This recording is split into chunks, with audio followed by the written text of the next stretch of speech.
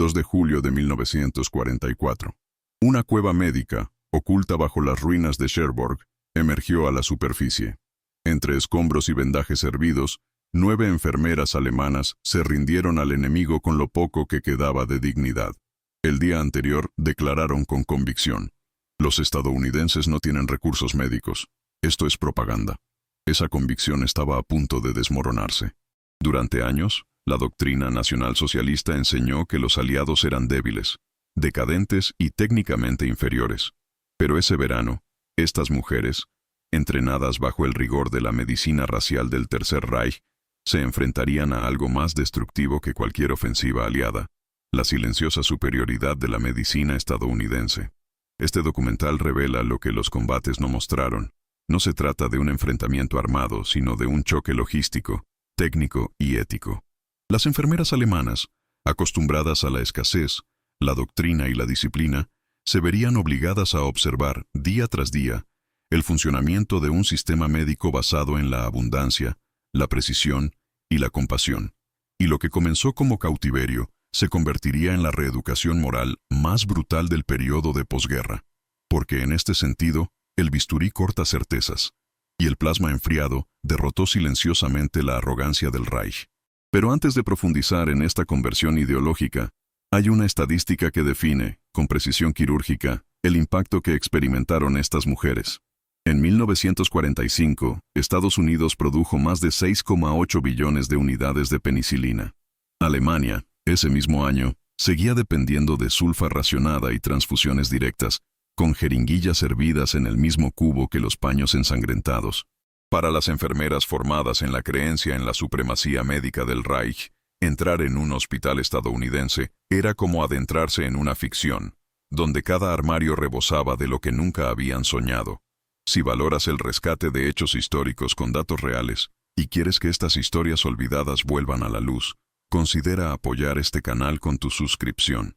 Su gesto ayuda a mantener vivo el recuerdo, incluido el que el propio enemigo intentó borrar. Bajo los escombros de Cherbourg, donde la tierra parecía aún arder con el recuerdo de los bombardeos, un grupo de enfermeras alemanas trabajaba en silencio. La unidad médica donde estaban destinados no era más que una cueva excavada bajo las fortificaciones del Eje, transformada apresuradamente en refugio para los heridos que ya no podían ser evacuados. El techo estaba goteando. El aire llevaba el olor permanente a cloroformo caducado, morfina escasa y carne quemada. Las luces eran velas pegadas a botellas vacías. Los instrumentos, hervidos en ollas improvisadas, se usaban para más de un cuerpo. Para ellos, esto era la medicina de la guerra, y creían que el enemigo hacía cosas peores. La doctrina era clara. Los estadounidenses, según los informes internos de la Cruz Roja alemana, tenían pocos recursos y poca competencia. La medicina aliada, enseñaban, era fragmentada, decadente, consumista, dependiente de productos químicos frágiles. Una mentira cómoda alimentada durante años. La realidad, sin embargo, ya estaba cavando un nuevo tipo de fosa, silenciosa pero devastadora. Cuando cesaron los combates en las afueras de Cherbourg, y las tropas estadounidenses finalmente cruzaron los accesos subterráneos, las órdenes fueron directas. Rendición inmediata. Lo que se esperaba era transporte a campamentos improvisados, interrogatorios, quizás aislamiento. Lo que vino fue silencio y luz. Las enfermeras, una a una, emergieron a la superficie como si salieran del vientre de un viejo mundo. Sus ojos no soportaban el contacto directo con el día. Sus manos, levantadas, temblaban no de miedo, sino de agotamiento. Al frente, soldados estadounidenses con uniformes limpios, sin armas desenfundadas, los lideraban con firmeza, pero sin humillación. La primera señal de anomalía fue esta. El enemigo las trataba como enfermeras, no como cómplices del régimen. Fueron llevados a un puesto avanzado de evacuación médica situado cerca del frente. El nombre era técnico: Hospital de Evacuación 45. El impacto fue inmediato. En lugar de tiendas o sótanos sucios, encontraron una estructura organizada en módulos, con alas separadas, áreas de triaje, un quirófano montado en camiones convertidos y una farmacia funcional, protegida con lona y abastecida como si estuviera en Nueva York. Allí recibieron un examen físico completo, vacunación contra el tétanos, identificación médica e incluso gafas correctivas, si era necesario. Un gesto impensable en su estructura original. La mayoría de los soldados alemanes heridos nunca habrían recibido una lente, ni siquiera un examen de la vista. Oficialmente, estaban en manos del enemigo, pero nada allí correspondía a lo que les habían hecho creer. El segundo shock sería aún más profundo. La farmacia de ese hospital de campaña tenía más de 120 tipos de medicamentos activos, listos para distribución inmediata. Alemania, ese mismo mes, envió memorandos secretos informando de la escasez de penicilina, lidocaína, morfina y anestésicos básicos. La producción estadounidense de plasma sanguíneo, solo en la primera mitad de 1944, fue 10 veces mayor que la capacidad combinada total del eje. Si este número te impresiona, comenta abajo con una palabra: poder absoluto. Esto ayuda a difundir esa memoria y refuerza el impacto de esos datos en la historia real. La rutina en los días siguientes reveló la punta de un iceberg industrial. Abundante comida, ropa limpia, baños con agua caliente. No hubo gritos, castigos, ejecuciones. Había rutina, turnos médicos, conversaciones entre profesionales. Los médicos estadounidenses, algunos civiles alistados, trataban a prisioneros alemanes y soldados aliados con el mismo protocolo clínico. No había prioridad de raza, nacionalidad o rango. Los instrumentos se usaron una vez y luego se descartaron. Las vendas, incineradas tras el uso. Los antibióticos se almacenan en cajas con control térmico y caducidad registradas.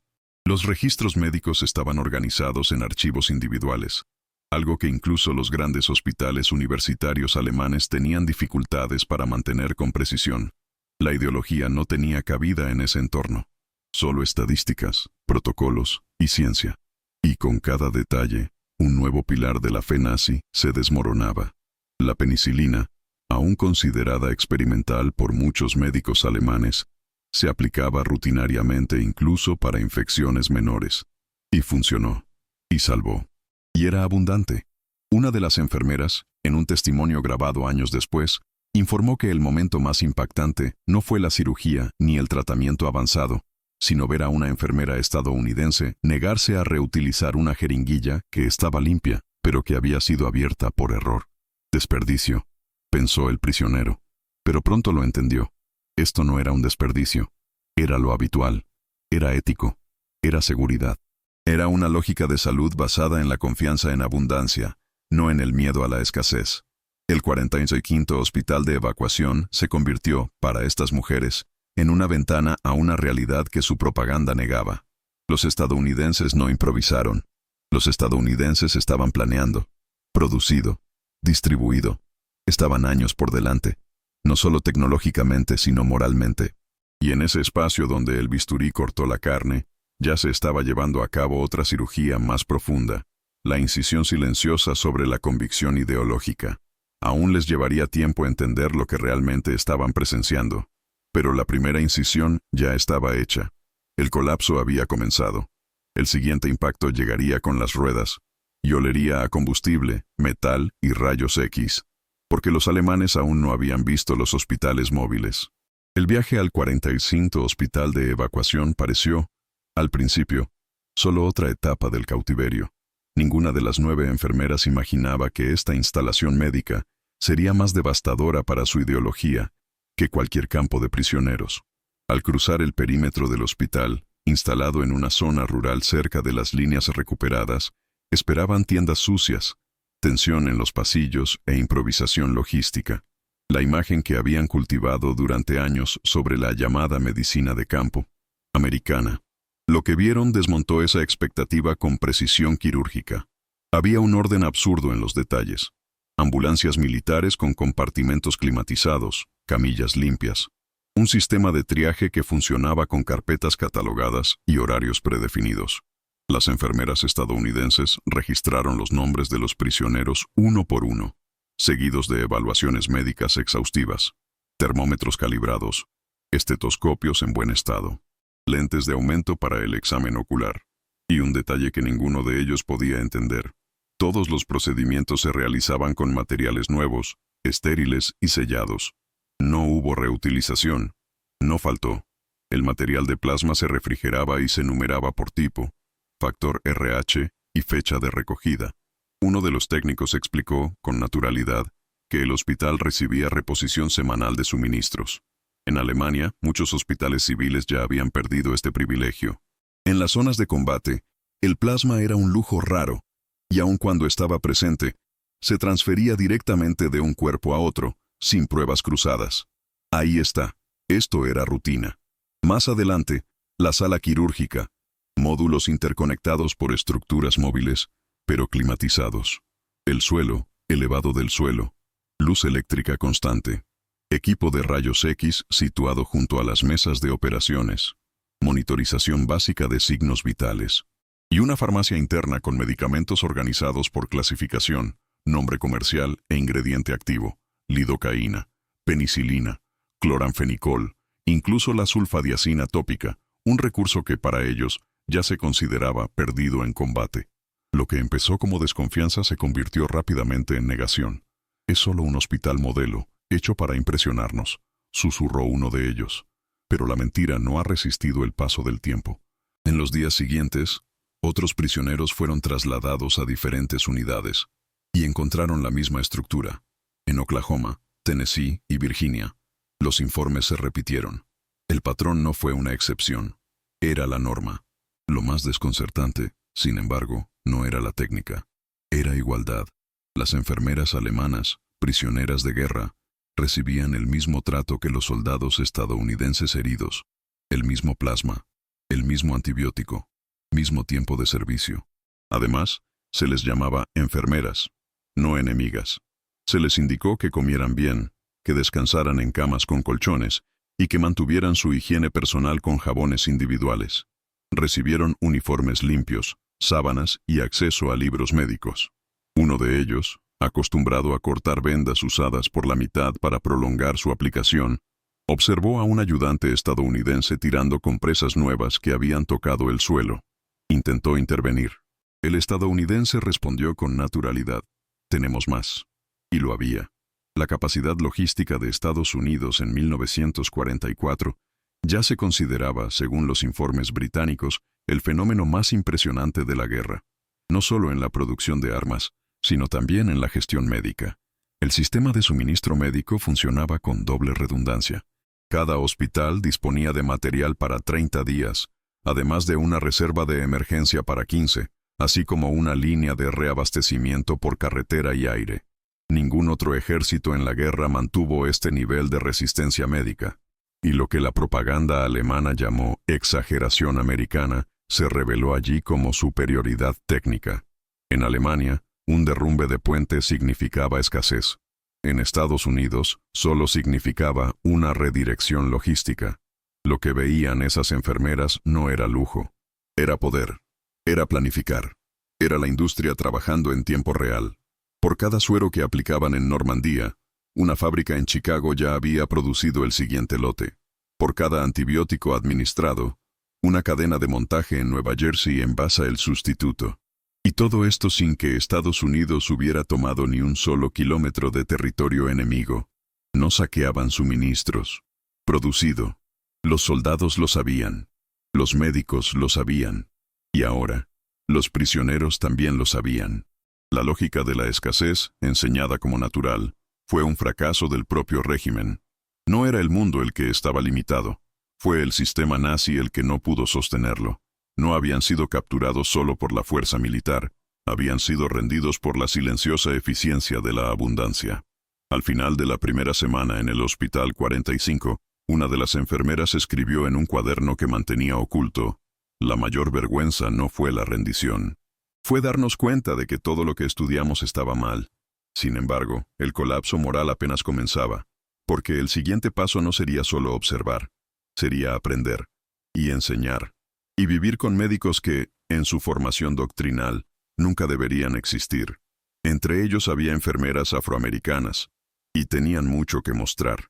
La doctrina nazi enseñaba que la fuerza de la medicina residía en la pureza de la raza, la disciplina de la técnica y la frialdad de la ejecución.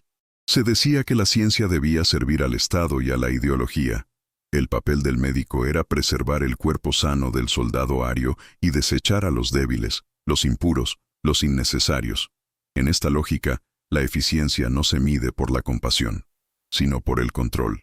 Y así, cuando las enfermeras capturadas empezaron a circular por los centros médicos estadounidenses, el impacto no fue solo técnico, sino espiritual. En menos de 48 horas, estuvieron expuestos a un sistema en el que el trato no dependía de raza, jerarquía militar ni nacionalidad. Cada paciente era un paciente, y cada sala médica era una muestra de lo que los informes del Reich nunca habían descrito. Estados Unidos, ya en 1944, operaba hospitales de campaña con autoclaves eléctricos capaces de esterilizar instrumentos en minutos, mientras que muchos centros alemanes aún utilizaban calderas manuales o hornos improvisados. El uso del electrocardiograma portátil era estándar en hospitales de evacuación, incluyendo modelos alimentados por batería adaptados para terrenos inestables. En el frente oriental, la mayoría de los médicos alemanes ni siquiera habían visto tal dispositivo fuera de los manuales. La diferencia no solo estaba en el tipo de equipo, sino en la filosofía de operación. Cada instalación estadounidense estaba diseñada para funcionar como una unidad independiente, con total redundancia. Cada hospital recibió sus propios generadores de energía, unidades de rayos X con desarrollo acelerado y módulos de refrigeración que almacenaban plasma e insulina durante hasta 30 días. Alemania dependía de frágiles líneas de suministro, interrumpidas por bombardeos o escasez de carbón. La medicina nazi era ingeniosa pero precaria, técnico pero exhausto. La americana era redundante, automatizada, sostenible. Un médico estadounidense podría ordenar 400 unidades de morfina y recibirla en 48 horas. Un médico alemán pediría 10 y esperaría semanas. Si es que lo recibía. Los datos de la época hablan por sí mismos. En 1943, Estados Unidos ya producía 2 millones de ampollas de morfina para uso militar mensualmente. En comparación, toda Alemania produjo menos de 250.000 en el mismo periodo, y gran parte de esa población fue desviada a hospitales civiles bombardeados. En el campo, eso significaba dolor. Dolor puro. Cirugías hechas con etanol. Amputaciones realizadas sin anestesia completa.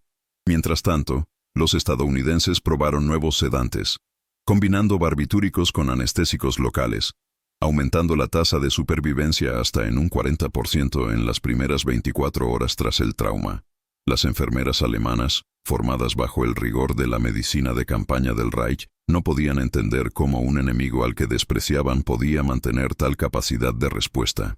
Más que eso, cómo podían usar tantos recursos para los prisioneros.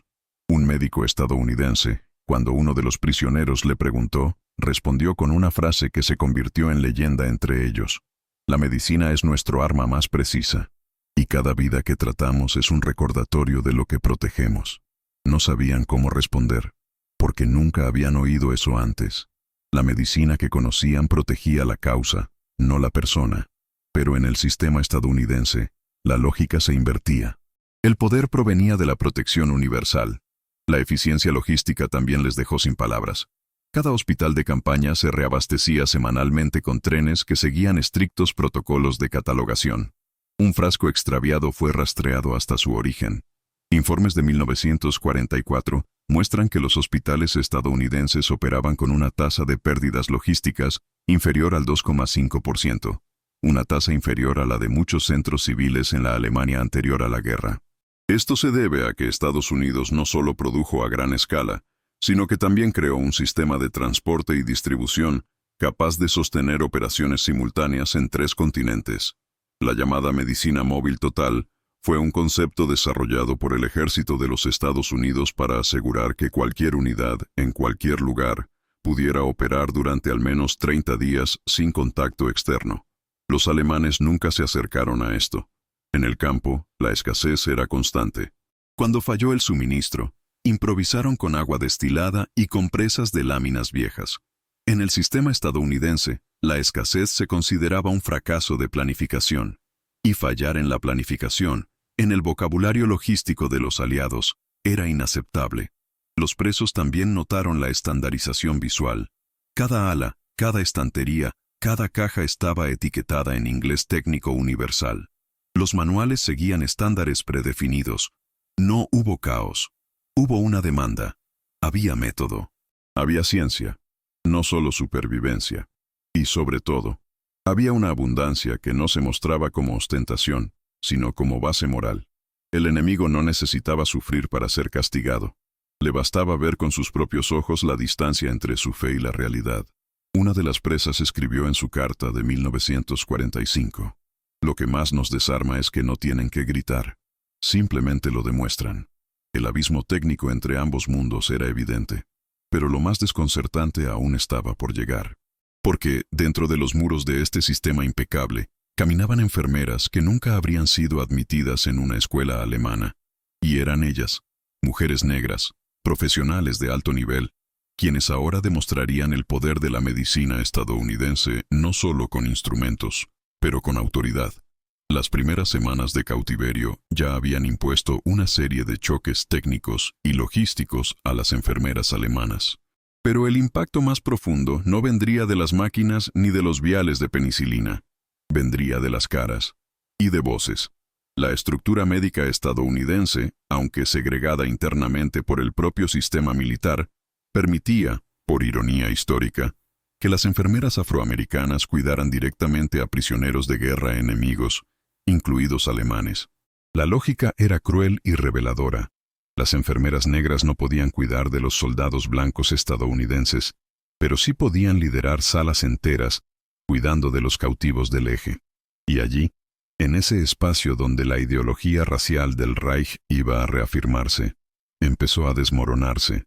Las mujeres que, según su origen nazi, nunca debían vestir de blanco, ahora daban órdenes, corregían técnicas, aplicaban drogas y llevaban a cabo procedimientos con autoridad y competencia. Para los prisioneros alemanes, el primer impulso fue el silencio, luego la incomodidad, pero solo hicieron falta unos días para que surgiera el respeto, no impuesto, sino ganado. El profesionalismo era innegable, la precisión en los protocolos, la limpieza en los cambios de vendaje, el dominio de las dosis, la organización de las salas. Era imposible negarlo. Esos profesionales, objetivos de la propaganda racista del Reich, estaban años por delante. Eran firmes, técnicos, respetuosos. No mostraron rencor, demostraron excelencia. Una de ellas, la teniente Eleyanena Powell, era conocida por su exigencia de asepsia y actitud profesional. Coordinaba equipos mixtos, auditaba rutinas clínicas y corregía, con precisión casi quirúrgica, los errores de procedimiento cometidos por las enfermeras capturadas. Y lo hacía con frases calmadas, sin exaltación. No necesitaba gritar. La autoridad estaba en los hechos. La medicina hablaba por ella. La ironía de esta historia es que la solución siempre estuvo delante de ellos, pero era precisamente lo que les habían enseñado a despreciar. Si disfrutas desentrañando estos hechos y entendiendo cómo la historia real es más poderosa que cualquier doctrina, muestra tu apoyo. Dale like y suscríbete para que podamos seguir ofreciéndote contenido con este nivel de detalle. Con el tiempo, los detalles se acumularon. En lugar de números, los presos eran llamados por su nombre. En lugar de castigos, recibieron gafas nuevas. Uno de ellos necesitaba lentes correctoras. La atendieron en menos de 2 días. Otro tenía una infección cutánea tratada con sulfadiazina, un medicamento que Alemania, en ese momento de la guerra, solo distribuía a oficiales. La comida era abundante, cuidado constante, el baño, a diario. Era más que un público, era una filosofía médica en la práctica. El impacto psicológico se agravó. Algunas enfermeras, según los informes estadounidenses, empezaron a mostrar signos de ansiedad moral, inquietud nocturna, cambio brusco de comportamiento, dificultad para comunicarse con sus compañeros. Lo que observaron no podía explicarse por sus referencias. No existía doctrina para eso. La medicina estadounidense no solo curaba heridas, ella destapó mentiras. La narrativa racial del Reich, que asociaba la degeneración con el color y la inferioridad con el nacimiento, se disolvía en silencio, con jeringuillas, portapapeles y manos negras que salvaban a los alemanes sin vacilar. Uno de los presos, en una carta interceptada, escribió: «La enfermera negra que me atendió sabía más sobre mi cuerpo que todos los médicos que he conocido. Esto no se puede negar. No olvidada». Allí, en el frío suelo del cautiverio, lo que se estaba derrumbando no era un ejército, era un sistema de creencias. Y mientras los presos aún procesaban el colapso moral de la doctrina racial, un nuevo shock ya se acercaba. Porque en las próximas semanas serían llevados a bordo de barcos que llevaban un secreto aún mayor. Hospitales flotantes con suficiente tecnología para rivalizar con las clínicas de vanguardia de la Europa de antes de la guerra. Para quienes habían aprendido a medir el valor mediante el racionamiento, la lógica americana parecía una locura. En los hospitales de campaña aliados, cada frasco, cada jeringuilla, cada venda era desechable. No se hervía nada durante el día siguiente. Los instrumentos de sutura usados solo una vez se enviaban directamente para la incineración. Las jeringuillas, hechas de vidrio, metal o plástico, no volvieron al armario. Fue un desperdicio calculado, una política deliberada y, sobre todo, un síntoma de algo aún más profundo, una superioridad industrial sistemática. En 1943, mientras Alemania desarrollaba versiones improvisadas de antibióticos derivados de sulfa, Estados Unidos produjo más de 21.000 millones de unidades de penicilina, una sustancia que hasta entonces se consideraba experimental. 2 años después, esta producción aumentaría a 6,8 billones. Suficiente para abastecer no solo a sus propias tropas, sino también a los frentes británico, canadiense y soviético, e incluso proporcionar excedentes a los civiles aliados en la Europa liberada. Lo que para los alemanes era un milagro raro, para los americanos era un objeto de inventario. Y esto no se aplicaba solo a la penicilina. La producción estadounidense de morfina, plasma, vitaminas, analgésicos, antisépticos e incluso algodón hospitalario superó la capacidad del eje por cientos de veces. Para los ojos entrenados de esas enfermeras, acostumbradas a partir compresas por la mitad, reutilizar vendas con sangre seca e improvisar vendajes con papel almidonado, la realidad americana no solo parecía absurda, sino también una provocación. El primer impulso fue la repulsión. En silencio, algunos lo consideraron moralmente incorrecto. Desperdicio indecente, murmuraban. Pero pronto se dieron cuenta de que no había desorganización allí. Cada eliminación formaba parte de un ciclo controlado. Los hospitales funcionaban con tablas automáticas de reposición, donde cada entrada descartada se registraba y reemplazaba en cuestión de horas. La guerra, para los estadounidenses, no era solo una disputa territorial. Fue una prueba de producción a escala, logística agresiva y suministro en tiempo real. Y en este juego jugaban solos. En uno de los informes interceptados de médicos alemanes, fechado en febrero de 1944, aparece subrayada la siguiente frase: los estadounidenses tiran los suministros con la tranquilidad de quienes saben que el siguiente barco ya está en puerto. Esa frase, repetida más tarde por presos en Alabama y Tennessee, se convirtió en un símbolo de una verdad innegable. Lo que antes se consideraba inmoral, ahora se entendía como un signo de supremacía logística. Lo que parecía exceso era, en realidad, planificación. Y lo que parecía un desperdicio era, de hecho, confianza. Confianza en la cadena de suministro. Confianza en la industria. Confianza en el sistema. Incluso las comidas eran un shock. Lo que se servía en los campos de prisioneros, incluidos los postres, superaba, en cantidad calórica y variedad, las comidas estándar de las unidades alemanas en combate. Mientras los soldados del eje comían pan oscuro, sopa líquida y café de cebada, a los prisioneros se les ofrecía carne en conserva, verduras cocidas, leche en polvo y frutas procesadas. Para las enfermeras, formadas en una doctrina que asociaba la escasez con la nobleza de espíritu, ese exceso era incomprensible.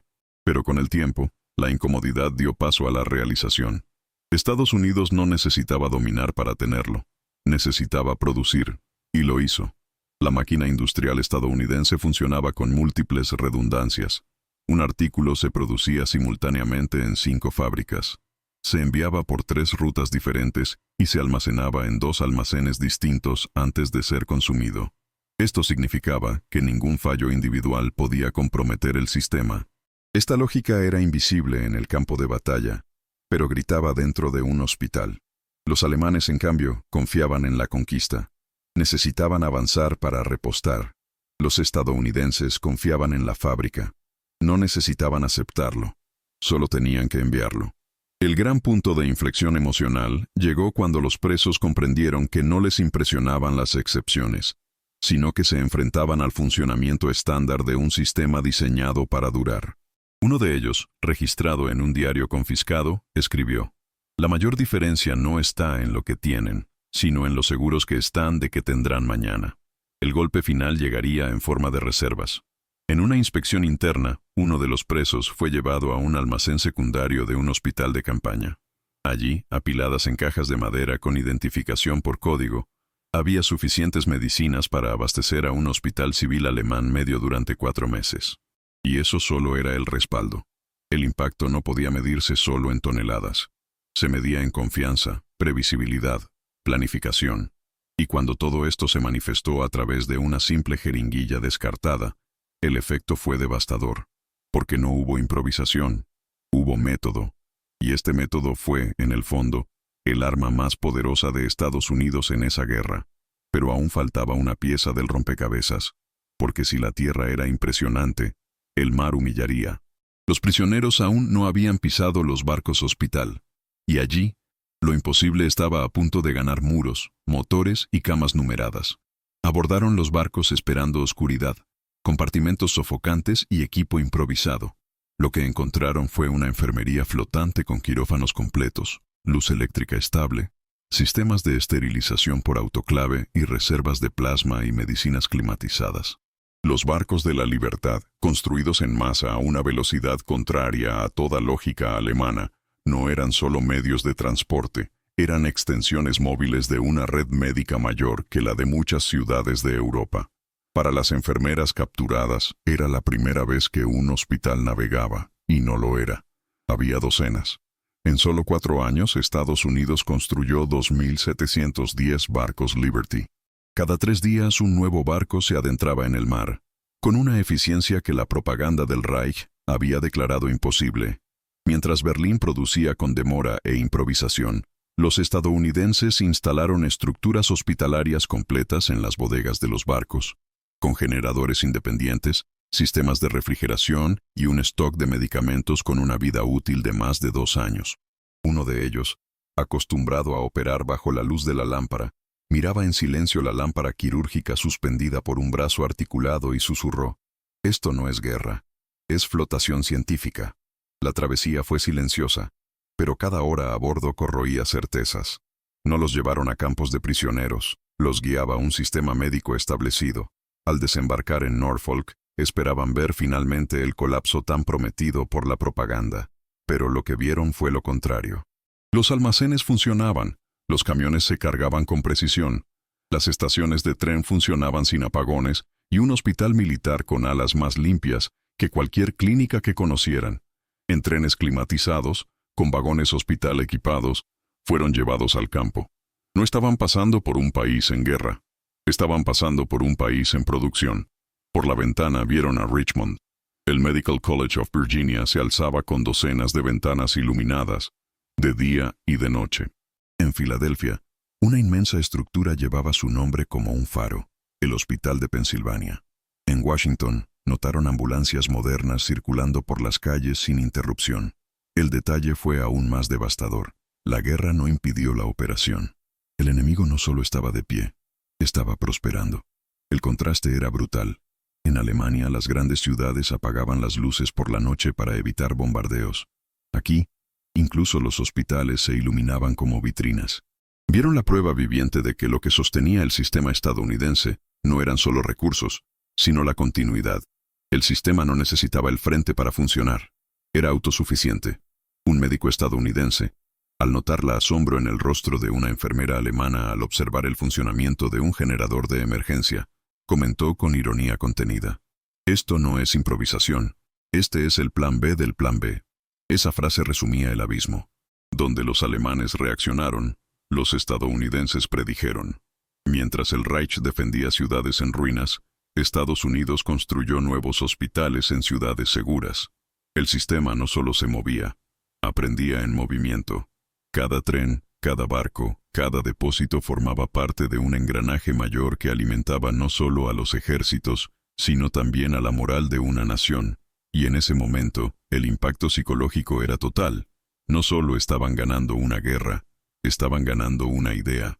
Lo que antes se consideraba propaganda se convirtió en realidad ante nuestros ojos. La enfermera Ilsa Schultz escribiría años después: la primera vez que vi un hospital estadounidense en movimiento, entendí que nuestra guerra estaba perdida mucho antes de que cayeran las bombas. Pero aún había más. El verdadero impacto no vendría de las máquinas, sino de las manos que las manejaban, porque la siguiente estación no solo traería estructuras, sino también personas. Gente a la que habían aprendido a odiar, y que ahora los curarían.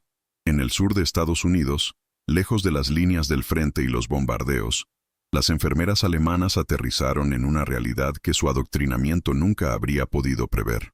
Esperaban alambre de espino, celdas frías, trabajo forzado, y encontraron enfermerías.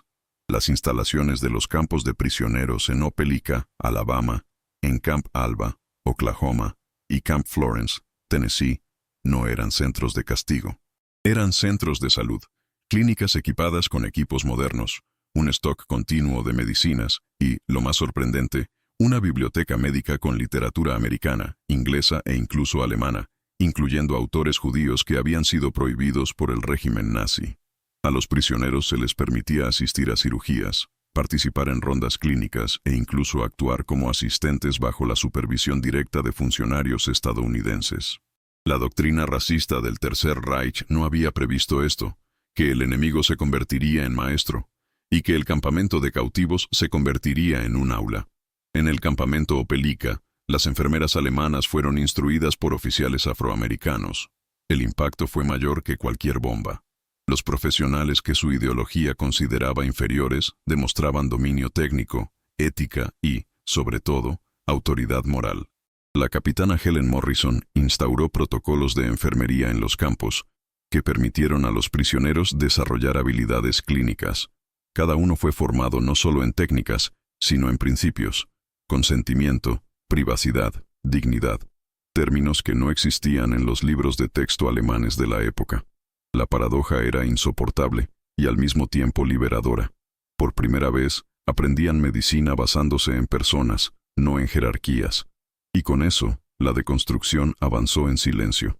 Una de las estadísticas que más asombro causó fue la tasa de infección postquirúrgica en los hospitales militares estadounidenses, 4,1% en 1944. Al mismo tiempo, la media alemana superó el 18% en los hospitales de campaña. Esta brutal diferencia se debió, en gran parte, al uso sistemático de penicilina y técnicas asépticas que los estadounidenses aplicaban como estándar. Para quienes llegaron al campo creyendo en la superioridad alemana, eso era inaceptable e innegable. Si también te sorprendió este contraste estadístico, escribe en los comentarios datos impactantes, porque la realidad, de hecho, era impactante. Aún más cuando descubrieron que los propios presos tenían derecho a tratamiento dental, exámenes de la vista, una dieta equilibrada, e incluso podían solicitar gafas con la graduación correcta. En los campos, cada enfermera tenía su propio historial médico. Se escuchaba cada dolor reportado, cada síntoma investigado.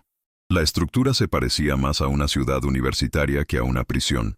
Había programas de reeducación médica, cursos impartidos por universidades como la Facultad de Medicina de Nebraska, e incluso sesiones de cine con contenido educativo. Poco a poco, sin darse cuenta, se estaban reconstruyendo. El lenguaje ha cambiado. El tono de voz bajó. La rigidez dio paso a la curiosidad. La desconfianza se convirtió en respeto técnico. En 1945, una enfermera prisionera declaró informalmente: «Nunca imaginé que me entrenarían en suelo enemigo, y nunca pensé que te lo agradecería». La ironía estaba llegando a su punto álgido. Mientras las ciudades alemanas quedaban reducidas a escombros, las enfermeras del Reich aprendían medicina moderna en los campos de Alabama. Se estaban preparando, sin saberlo, para regresar como agentes de reconstrucción. Pero lo que aún no sabían era que la siguiente clase no estaría en clase. Sería ante un espejo brutal de la historia, las imágenes de campos de concentración liberados. Su medicina había causado terror. Ahora tendrían que enfrentarse al resultado final de esta ideología. En el verano de 1945, en barracones adaptados a centros educativos improvisados, El verdadero armamento de Estados Unidos empezaba a revelarse, no a través de bombas, sino mediante pizarras, casos quirúrgicos y folletos encuadernados. Las enfermeras prisioneras de guerra alemanas ahora se sentaban en sillas frente a las pizarras donde no se enseñaba ideología, sino ciencia. Lo que antes era un aparato de dominación racial convertido en medicina, empezó a dar paso a conceptos que nunca habían escuchado: ética clínica, consentimiento informado, bioética, dignidad del paciente. El impacto no vino de gritos o órdenes, sino de la libertad contenida en una pregunta. ¿Qué crees que pasó en este caso? Eso era inconcebible para una cultura médica autoritaria. Las lecciones, muchas extraídas directamente de investigaciones de científicos judíos exiliados, los mismos que habían sido expulsados de Alemania, revelaron que muchos de los avances atribuidos al Reich eran en realidad legados que el régimen había perseguido y eliminado. El método estadounidense de enseñanza, basado en el debate, el cuestionamiento y la validación empírica, deconstruyó el pensamiento vertical y militarizado que había moldeado sus carreras. No hubo corrección por obediencia, sino por evidencia. Aprendieron que el papel de la enfermería no era cumplir, sino comprender. Al final de cada sesión, las notas de los prisioneros se multiplicaban, ya no en el estilo de órdenes, sino en reflexiones. ¿Por qué no usamos esto? ¿Cómo aplicar este protocolo con pocos recursos? ¿Qué es la prioridad en el campo? Por primera vez, estaban siendo formados como pensadores y no solo como actores. En el campamento de Fort Robinson, instructores de la Universidad de Nebraska impartieron seminarios sobre vacunación masiva, esterilización por autoclaves, organización de centros de cribado y contención epidémica. Los alemanes se sorprendieron. Les dijeron que los hospitales podían funcionar eficientemente, incluso sin ideología. El sistema estadounidense no necesitaba justificar su ciencia. Funcionaba por sí solo. Más que eso, funcionó para todos. Para los soldados blancos, para los prisioneros alemanes, para los afroamericanos, para los civiles italianos. No había filtros raciales en el bisturí. Había protocolos. El efecto acumulativo de esta formación silenciosa fue devastador para la mentalidad nazi. Poco a poco, estas mujeres empezaron a cuestionar no solo los métodos, sino también las creencias. Si la ciencia florecía mejor en libertad, y si el cuidado era más efectivo cuando se reconocía la dignidad del otro, entonces, ¿qué habían servido? La medicina estadounidense no necesitaba la eugenesia. Necesitaba datos. Al final de un curso sobre triaje de campo, una enfermera anotó en su diario: aquí el valor de un paciente se define por lo que siente, no por lo que representa para el Estado. La guerra los había capturado físicamente, pero enseñar les liberó intelectualmente. En los barracones transformados en aulas, germinó un tipo de poder más profundo que el poder militar, la conciencia crítica. Muchos de esos prisioneros regresarían a Alemania meses después con certificados en la mano, protocolos memorizados y una nueva dirección ética. Aún no lo sabían, pero sus apuntes serían la base de las escuelas de enfermería reconstruidas entre 1946 y 1950, donde los principios aprendidos en el cautiverio estadounidense se convertirían en un currículo oficial. Para 1950, más del 40% de las escuelas de enfermería en la zona estadounidense alemana estaban gestionadas por antiguos presos formados en E.U. Habían sido capturados con fusiles, pero liberados por conocimiento. Y el impacto más brutal seguía ausente, porque la siguiente clase no traería pizarra ni protocolo. Traería imágenes de Auschwitz, de Bergen-Belsen, de Buchenwald, y, con ellos, la revelación de lo que realmente había causado la ideología del servicio a la medicina. En los últimos meses de la guerra, a medida que las líneas aliadas avanzaban por Europa y liberaban ciudades bajo control nazi, comenzó a difundirse algo aún más devastador que cualquier frente militar: imágenes, fotografías, películas, testimonios e informes médicos de campos como Dachau, Buchenwald y Bergen-Belsen comenzaron a circular dentro de los centros de prisioneros en Estados Unidos. Para las enfermeras alemanas que ahora operaban en clínicas supervisadas por médicos estadounidenses, la primera reacción fue escéptica, luego incrédulo. Pero lo que comenzó como murmullos y recortes de prensa se convirtió en proyecciones organizadas, proyecciones documentales, transcripciones de interrogatorios a médicos nazis capturados, cartas de civiles alemanes relatando el horror y, lo más dañino, los relatos de los propios soldados estadounidenses que presenciaron los campos poco después de la liberación. Las imágenes mostraban montones de cuerpos, niños hambrientos, quirófanos transformados en laboratorios de eugenesia, historiales médicos con códigos destinados a justificar asesinatos clínicos. Los rostros petrificados de los prisioneros observaban en silencio. Entre ellos, algunos reconocieron a colegas uniformados en los registros. Otros vieron, por primera vez, los resultados finales del sistema que habían alimentado, aunque de forma indirecta.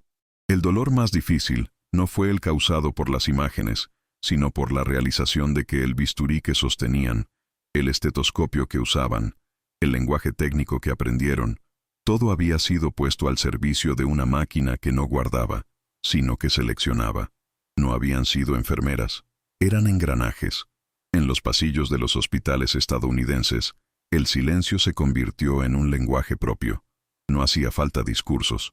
Con cada nueva revelación, la doctrina se derrumbaba.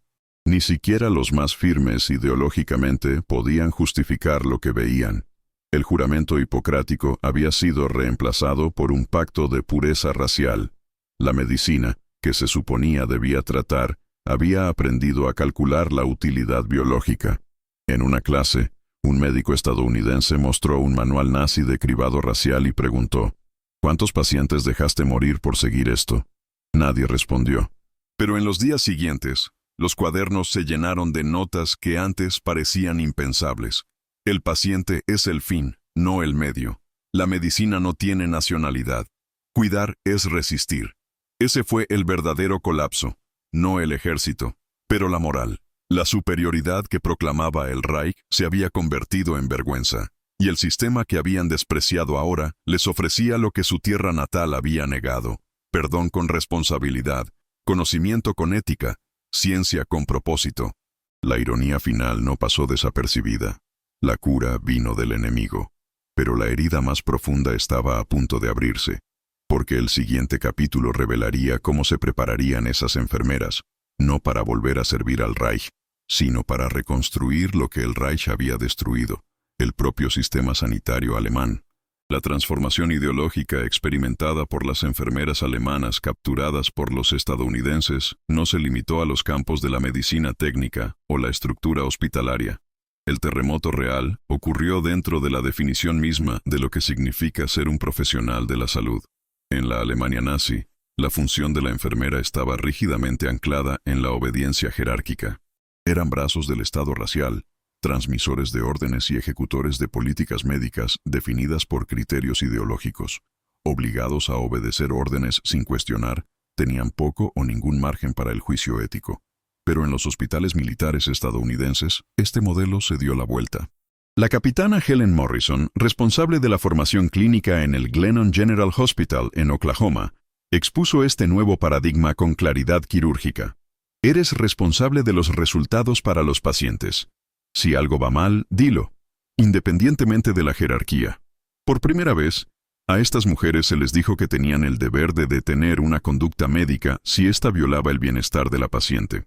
La enfermería, antes sinónimo de disciplina tranquila, requería ahora una voz activa, razonamiento independiente y, sobre todo, coraje moral. Este concepto, la enfermera como tutora ética, era demasiado revolucionario para ser absorbido de inmediato. Hubo resistencia. Algunos vieron esta autonomía como una invitación al caos, otros como una amenaza directa al orden militar que los moldeaba. Pero poco a poco, e inevitablemente, la práctica hablaba más alto que la doctrina. Siguiendo casos clínicos bajo la tutela de médicos estadounidenses, estos profesionales comenzaron a observar discusiones abiertas entre el personal médico, enfermeros que corregían errores de residentes y sugerencias de protocolos procedentes de posiciones consideradas subordinadas. En un caso documentado, una enfermera alemana se negó a aplicar una dosis prescrita por un joven médico estadounidense tras identificar un error de conversión. El médico le dio las gracias. En la estructura nazi, este gesto le habría costado su carrera, o más. Pero allí se consideraba un triunfo de profesionalidad. La redefinición no fue simbólica, funcionaba. Se les entregaron formularios para señalar reacciones adversas, Se les permitió solicitar pruebas adicionales. Participaron en sesiones informativas sobre pacientes. Más que recursos, recibieron respeto. Y con respeto venía la responsabilidad. La tensión de este proceso era palpable. Algunos lloraban durante sus turnos. No por miedo, sino porque finalmente se dieron cuenta de cuánto les habían impedido pensar. La formación nazi moldeó robots con estetoscopios. La práctica americana forjaba defensores. El impacto más profundo fue interno. Cuando se le permitía discrepar, la enfermera empezaba a escucharse a sí misma. Esa voz, ahogada por años de órdenes y normas que ahora resonaban en los pasillos de los hospitales aliados. Se estaba llevando a cabo un renacimiento ético. Y no iba a acabar ahí. Porque la siguiente fase de esta formación no consistía solo en atender pacientes. Implicaba aprender a entrenar a otros. Implicaba el futuro. Y los estadounidenses tenían un plan claro: convertir prisioneros en instructores. Y convertir a la derrotada Alemania en un terreno fértil para reconstruir la medicina basada en la ciencia, la autonomía y la compasión. Habían sido entrenados para asociar el color de piel con la inferioridad. En los manuales de enfermería del Reich, los médicos y enfermeros afrodescendientes ni siquiera existían, o se les presentaba como ejemplos de degeneración biológica. Pero ahora, en el corazón del sistema médico estadounidense, enfermeras negras recorrían los pasillos con portapapeles, repartían órdenes, organizaban turnos y, lo más devastador para la mentalidad de los prisioneros alemanes, salvaban vidas.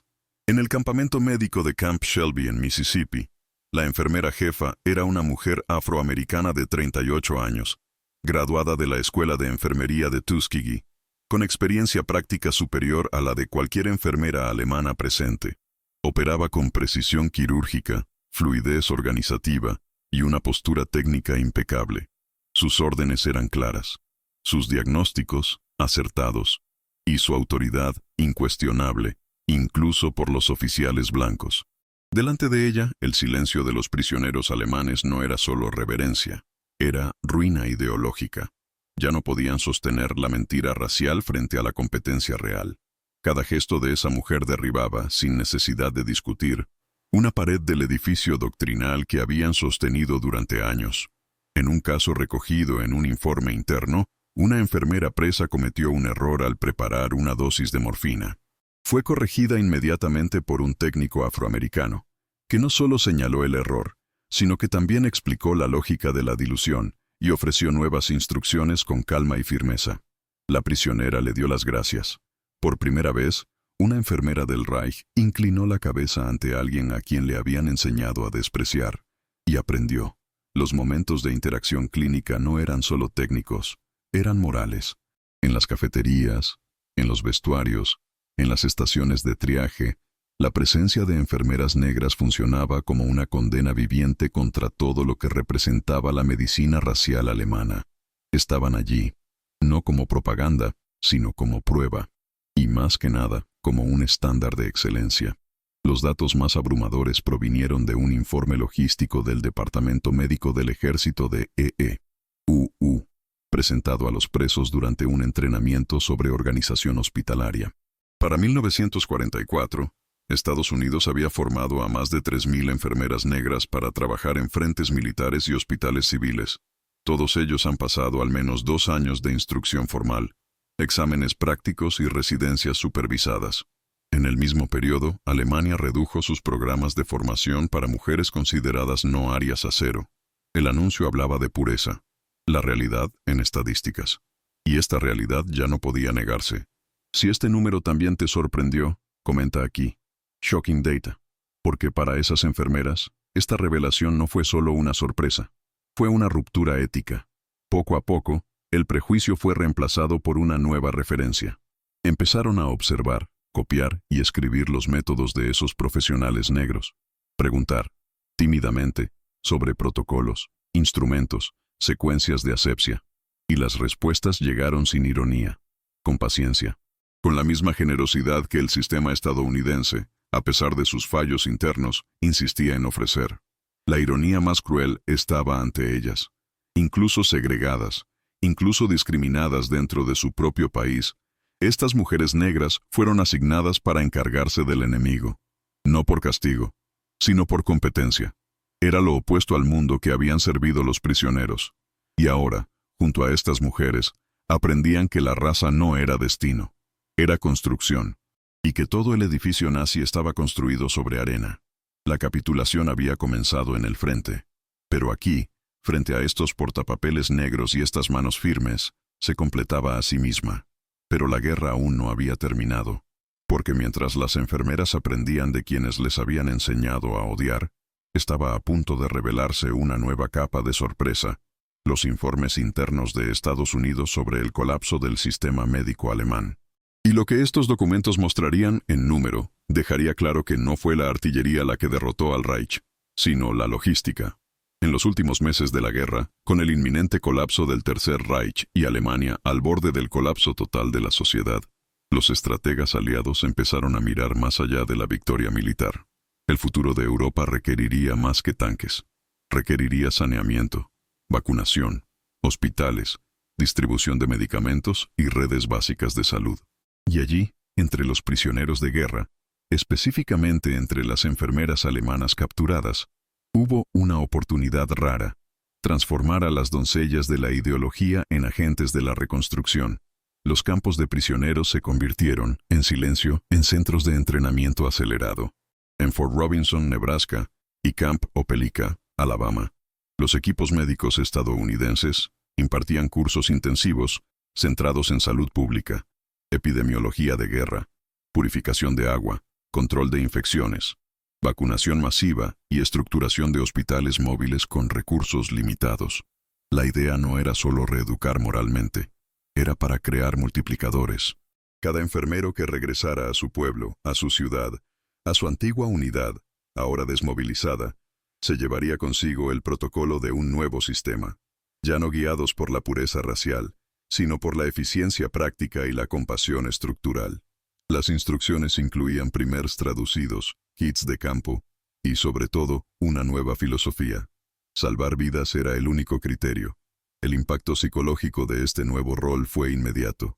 Antes un instrumento de un régimen que decidía quién merecía vivir, ahora se les entrenaba para salvar indiscriminadamente. La medicina dejó de ser un arma. Se convirtió en un puente. Más que aprender técnicas, aprendieron responsabilidad civil. Fue el inicio de la enfermería ciudadana. En Camp Alba, Oklahoma, un programa de 2 semanas sobre vacunación en emergencias reveló la magnitud del nuevo paradigma. Las enfermeras fueron colocadas en simulaciones de brotes de tifus, fiebre escarlatina y disentería, con escenarios de aldeas sin agua tratada. Los resultados fueron sorprendentes. Incluso bajo presión, sin equipos sofisticados, usando únicamente protocolos estadounidenses y un nuevo enfoque sistémico, lograron contener brotes simulados en menos de 48 horas. Era una demostración clara. El conocimiento práctico, organizado y distribuido, era más poderoso que cualquier dogma médico. Además, era portátil. La doctrina nazi no sobreviviría al regreso de estas mujeres. Un informe de abril de 1945 del Departamento Médico del Ejército de E.U. afirmaba que al menos 120 enfermeras prisioneras pueden implementar sistemas de salud comunitaria en la Alemania rural con autonomía limitada. Era una estimación modesta, pero reveladora. Ya no serían piezas, serían catalizadores. Con cada clase, con cada práctica clínica, los estadounidenses no solo corregían la formación técnica, sino que reprogramaban la conciencia profesional. El foco dejó de centrarse en la jerarquía y se convirtió en la urgencia humanitaria. Al finalizar la formación, muchos recibieron certificados formales firmados por médicos estadounidenses. Un detalle revelador: en lugar del símbolo del ejército, llevaban el caduceo médico y la frase «servicio a través del conocimiento». Era simbólico. Estaban dejando de servir al Estado y empezando a servir a la sociedad.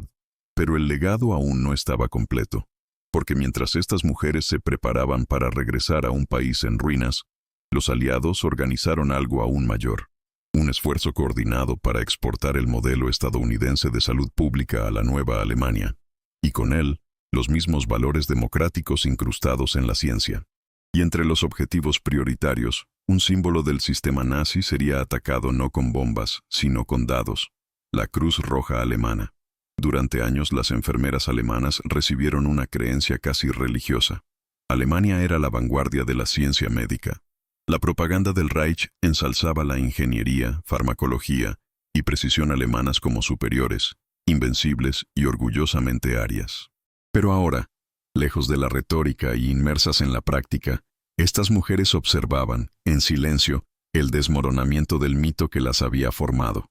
Estados Unidos, contrariamente a lo que afirmaban los folletos del Ministerio de Propaganda, no solo contaba con tecnología médica de última generación, sino que la fabricaba a una escala que Alemania ni siquiera podía imaginar. Mientras los hospitales alemanes dependían de donaciones, reciclaje y existencias racionadas, los estadounidenses operaban con líneas de suministro que parecían interminables.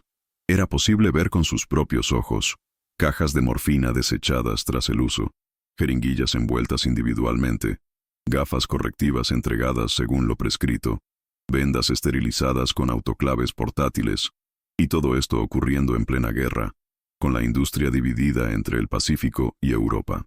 En una encuesta interna de la Cruz Roja Americana, presentada en un seminario para profesionales extranjeros, la cifra era inevitable. En 1944, Estados Unidos había producido más de 150 millones de bolsas de plasma sanguíneo. Alemania, ese mismo año, apenas había conseguido suministrar 600.000 transfusiones completas, y a menudo se elaboran en el campo, sin refrigeración, con una alta tasa de contaminación. Estos datos, leídos en voz alta por un médico estadounidense delante de un grupo de presos, provocaron silencio. Un silencio diferente. No era sorprendente. Fue una rendición técnica. La industria estadounidense no solo satisfacía la demanda, sino que anticipaba la necesidad. En Richmond, Virginia, una sola planta farmacéutica operaba 3 turnos al día, fabricando antibióticos, anestésicos y vitaminas a un ritmo 10 veces superior al total de la capacidad alemana. Las enfermeras podían ver cómo se transportaba en cajas, aviones, trenes, y lo más impactante, todo etiquetado, organizado, sistematizado. No hubo improvisación, había un patrón, hubo planificación. En Fort Sam, Houston, Texas, los prisioneros asistieron a una clase sobre logística hospitalaria que desmanteló el último pilar del orgullo industrial del eje. El instructor, un coronel de la división médica, lo resumió en una frase: no tomamos territorios para asegurar medicinas, creamos industrias para garantizar el suministro. Esta frase, señalada por varias enfermeras presentes, fue citada posteriormente en los informes como el punto de inflexión intelectual. La superioridad que el Reich afirmaba poseer era, en la práctica, una farsa burocrática respaldada por doctrina. Lo que Estados Unidos presentó fue un sistema vivo, autosuficiente y escalable. Cada cajón organizado, cada procedimiento seguido, cada paciente atendido era un recordatorio. La verdadera ciencia no necesita publicidad, se demuestra en los resultados, y los resultados estaban ahí, a diario, indiscutibles. Una de las enfermeras, en una carta interceptada por la censura militar y conservada en los archivos de la Nara, escribió: aquí, incluso los soldados enfermos tienen más suministros que muchos hospitales de Prusia Oriental. Nunca había visto nada igual. Todo funciona. Eso fue la destrucción definitiva. No la destrucción causada por las bombas, pero por hojas de cálculo, inventarios, órdenes de compra, producción en masa y, sobre todo, por coherencia.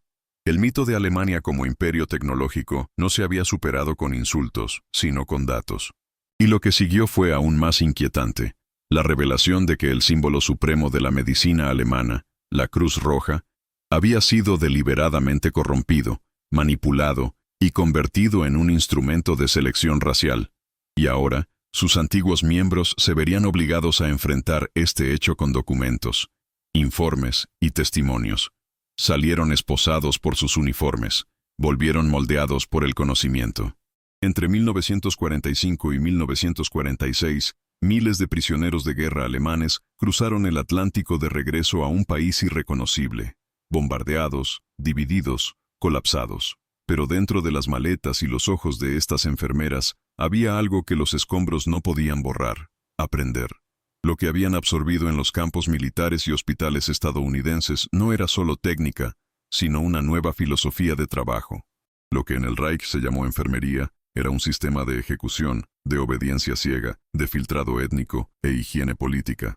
Ahora, por primera vez, estas mujeres llevaban consigo otra definición: la ciencia aplicada con responsabilidad. La medicina americana que presenciaron no solo estaba hecha de penicilina y esterilizantes, estaba hecho de lógica, de cuestionamientos, de defender al individuo. En Frankfurt, Hannover y Múnich, algunos de estos antiguos presos comenzaron a enseñar en escuelas de enfermería reabiertas bajo supervisión aliada. Usaban cuadernos con notas tomadas en Fort Sam Houston, tradujeron protocolos, improvisaron autoclaves a partir de calderas industriales.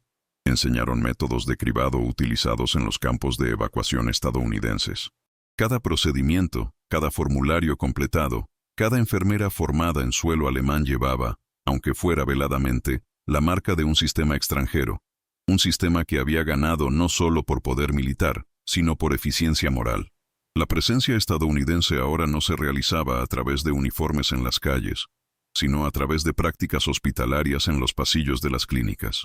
El cribado por orden de gravedad sustituyó al cribado por origen racial. Ahora se requiere el consentimiento del paciente en ciertos procedimientos. El uso de antibióticos empezó a seguir directrices basadas en el cultivo de laboratorio y no en la suposición jerárquica. Incluso la disposición de las salas se modificó en algunos hospitales para simular los modelos modulares que veían en los trenes médicos aliados. En Leipzig, un hospital reconstruido con el apoyo de la Cruz Roja Internacional, aplicó por primera vez un protocolo de aislamiento profiláctico basado en el modelo del 45 Hospital de Evacuación americano.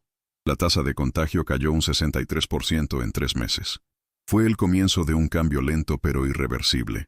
Si la guerra había arrebatado la infraestructura, el colapso ideológico se llevó consigo el prestigio técnico de la medicina del Reich. Y quienes llenaron ese vacío fueron las enfermeras que, incluso sin saberlo, se habían convertido en portadoras de un nuevo paradigma civilizacional.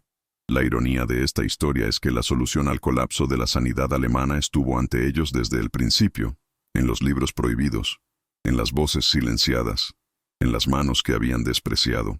Si disfrutas desentrañando estos hechos ocultos y quieres que salgan a la luz más historias como esta, muestra tu apoyo. Dale like y suscríbete. Esto nos ayuda a seguir ofreciéndote contenido detallado, basado en documentos, estadísticas e informes primarios. Porque aún hay más. Porque mientras estas mujeres sembraban la semilla de un nuevo sistema, algo aún mayor estaba a punto de salir a la luz.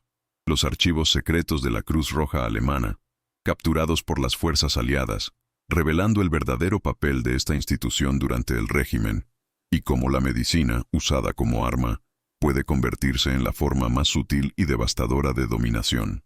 En los años 50 y 60, lo que comenzó como un gesto técnico dentro de los campos de prisioneros estadounidenses, floreció como una reforma silenciosa en el corazón del sistema sanitario de Alemania Occidental. Las enfermeras que habían sido capturadas como símbolos de obediencia ciega, ahora ocupaban cargos de liderazgo en hospitales universitarios, clínicas estatales y escuelas de enfermería. Muchos no mencionaban explícitamente lo que aprendían en Fort Robinson o Camp Opelika, pero sus prácticas hablaban por sí mismas. Términos como defensa del paciente, diagnóstico de enfermería e intervención ética empezaron a aparecer en los currículums médicos alemanes. Ninguno de estos términos existía en el vocabulario técnico de enfermería del Reich. No se importaban por imposición, sino por convicción. Estas mujeres habían visto trabajar a un modelo, y no lo han olvidado. Algunos escribían folletos inspirados en folletos estadounidenses. Otros han fundado programas de formación para comunidades empobrecidas. En Friburgo, un expreso lideró la primera iniciativa masiva de vacunación infantil con el apoyo de la OMS. En Hamburgo, otro organizó el departamento de triaje de un hospital municipal, basado en el modelo del 45 Hospital de Evacuación. Y estos profesionales formaron a otros. 100 se convirtieron en 1000. 1000 formaban decenas de miles. Y estos se encargaron de millones de personas. Fue un efecto dominó de compasión técnica, impulsado por los recuerdos de una época en la que, incluso bajo banderas enemigas, se les respetaba como profesionales y como seres humanos. La medicina que florecía en Alemania Occidental no era la heredera del Reich. Era hija directa del choque técnico y ético sufrido en cautiverio. Esto ha creado a lo largo de las décadas una tradición propia, menos autoritaria, más centrada en el paciente y cada vez más científica. La propaganda nazi decía que el estadounidense era decadente, pero fueron las prácticas de los decadentes las que salvaron la salud pública alemana. No hubo desfile, ni banderas, pero la victoria moral se consolidaba con cada jeringuilla desechable, cada examen preoperatorio, cada historial médico lleno de entusiasmo. Fue una revolución ética que no gritaba, simplemente funcionaba. Y funcionó tan bien que en 1963, durante una conferencia internacional de enfermería celebrada en Viena, una delegación alemana presentó un panel titulado «El paciente como agente activo de su propio cuidado». ¿El origen de este concepto? Un módulo traducido de cursos aplicados en Oklahoma 20 años antes. La guerra había terminado en teoría en 1945. Pero el desmantelamiento de las creencias técnicas del Reich seguía en curso. En cada aula, cada enfermería, cada nueva generación que aprendería sin saberlo, prácticas nacidas del colapso de 1944.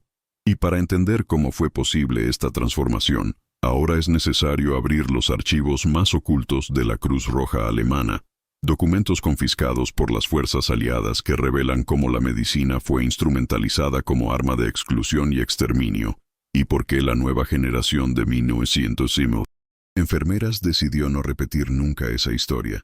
Permanecieron en silencio durante décadas.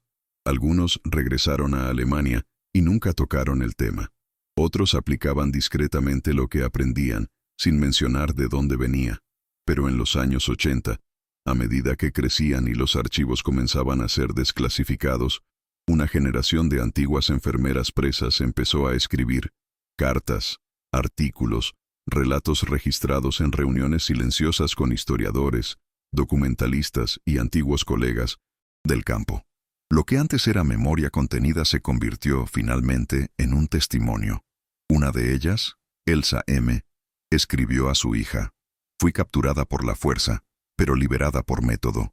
No me interrogaron, me enseñaron». Otros hablaban de la primera ducha caliente, del primer par de guantes desechables, del momento en que vieron a un afroamericano tratar a una enfermera blanca con autoridad clínica, y de cómo eso trajo años de adoctrinamiento en minutos. «Fue la primera vez que sentí vergüenza no por ser prisionera, sino por haber servido al Reich», dijo Anneliese G. en una entrevista grabada en Múnich. Estas palabras, publicadas décadas después del final de la guerra, no tenían el tono de culpa. Eran informes técnicos, preciso, y por esa misma razón, devastadora. Hablaron de la penicilina que salvó a pacientes alemanes, de la vacuna transportada por avión estadounidense, del protocolo de aislamiento aprendido en Texas y utilizado en Düsseldorf. En cada frase, una confirmación. No fueron derrotados, fueron reconstruidos. El cautiverio físico duró meses, pero el impacto psicológico, moral y científico duró el resto de su vida. Algunos testigos afirmaron, con sorprendente claridad, que ya no podían recibir órdenes sin cuestionar. Un rasgo técnico de la formación estadounidense que corroía la estructura vertical nazi. «Me convertí en enfermera en Alabama, no en Leipzig», dijo uno de ellos, refiriéndose a la transformación que experimentó. Era el reconocimiento implícito de que el enemigo había ganado no solo con bombas, sino también con bisturís, portapapeles y compasión. Lo que estas mujeres narraban no era trauma, sino revelación.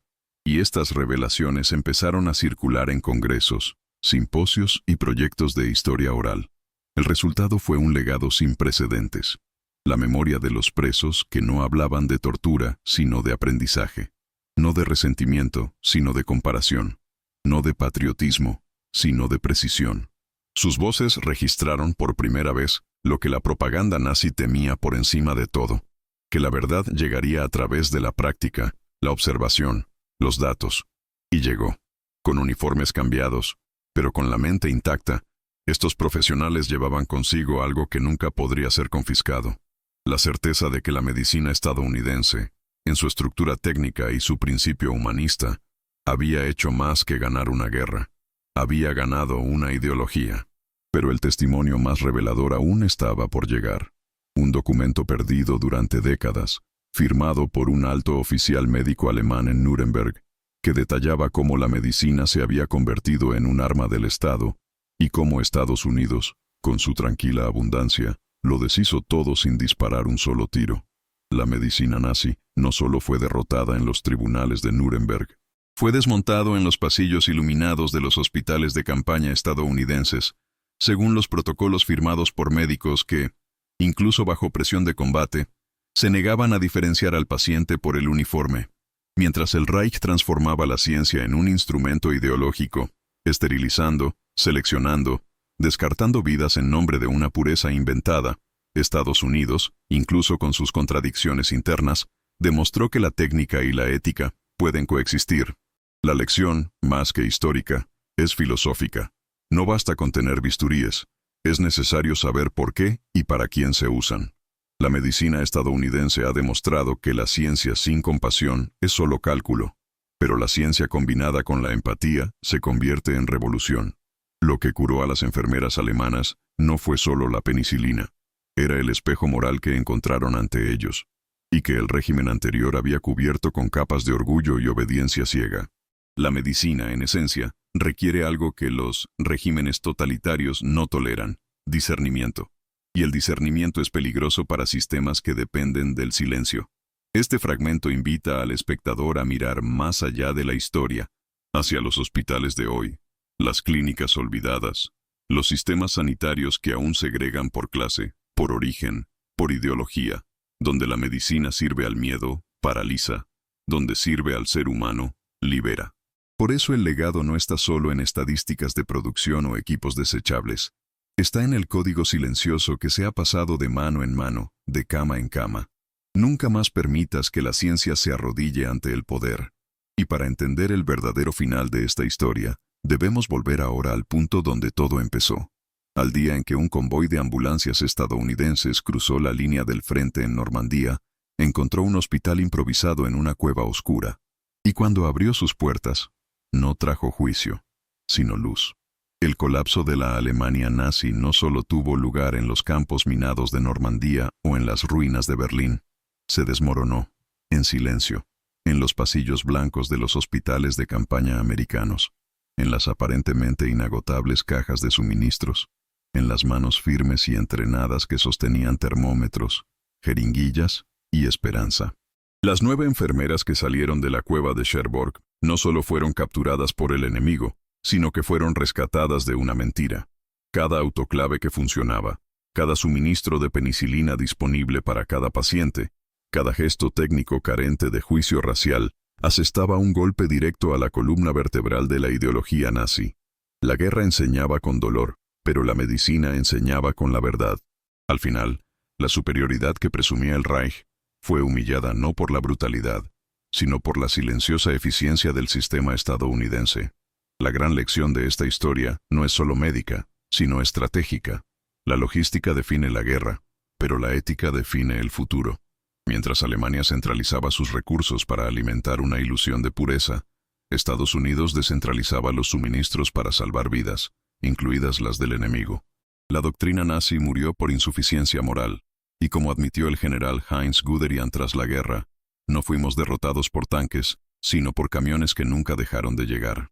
Si esta historia te ha tocado tanto como nos ha tocado contarla, deja tu me gusta y suscríbete al canal. Esto nos ayuda a seguir revelando el detrás de cámaras técnicas y morales de las grandes guerras. Comenta abajo, ¿cuáles son los datos más impactantes para ti? Y toca la campana para no perderte el próximo hecho histórico devastador. No te vayas todavía. Escucha la próxima historia real que aparecerá en pantalla. Recuerda siempre, la logística determina la estrategia. Mira el siguiente vídeo aquí en el canal con otra historia increíble.